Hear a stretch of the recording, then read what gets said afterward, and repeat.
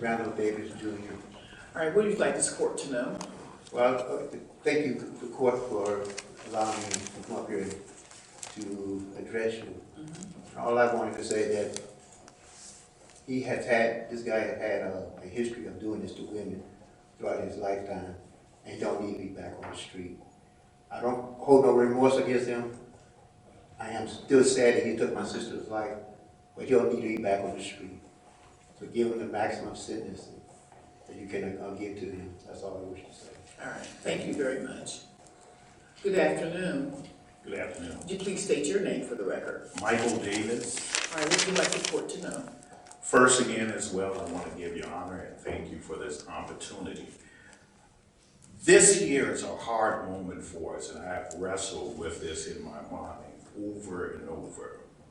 I apologize for the quibbling in the voice, but this is a little bit different than what we normally go through. When I think about what occurred here, we have known this fellow for some time and gave him the opportunity, even though we have not approved of him. But he never took the opportunity to add substance to his life. But instead, he took the opportunity to find a new host and leech on him.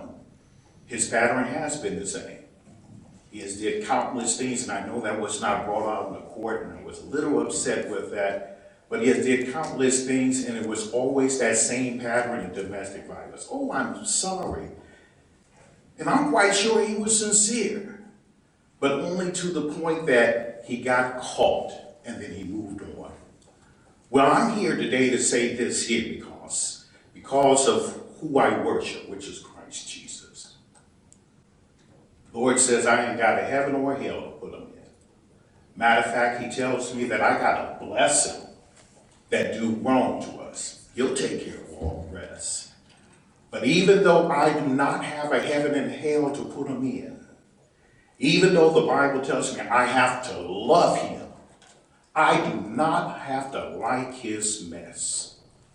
We did not like it how he treated her. We did not like it that he couldn't even motivate himself to go pick up groceries, but an 80-year-old woman calls me up on the phone and says, you know, I have to pick your sister up from work just to get the groceries because he won't do it.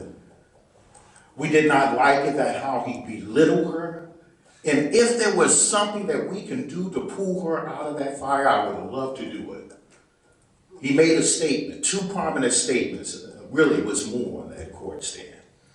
One of the statement is that she didn't have family or the family didn't come to her aid. He didn't know that when she ran out the house, she ran to a homeless shelter.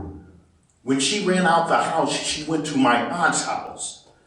She constantly kept trying to figure out ways, and we would say, leave, this is your, we got your back. It's not a problem of that. The family's not scared. We're looking at you, but you got to make that statement.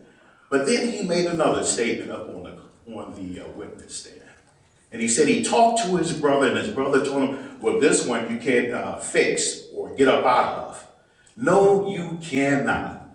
You can pick the crime, but you don't get to pick the consequences.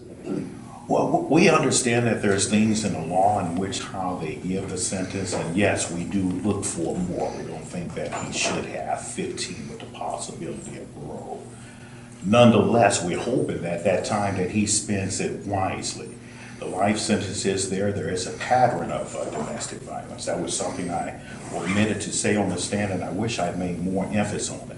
But there's a pattern on domestic violence, which means this has been going on for some time. And one of the things you find out with those who are doing these or the perpetrator, what have you, the only thing you can do is just simply leave or run. Their comments of saying, oh, I'm so sorry, or I wish this doesn't happen, it's not a true one. The true comment is, I got caught and I can't get out of it. As they said throughout the trial, how do you go and say you sit down in a chair and talk to the victim after you just stabbed him that many times? But of course, we know that's not a true statement. But the ideal here is there's not an acceptance in him. So yes, he should have a heavier sentence.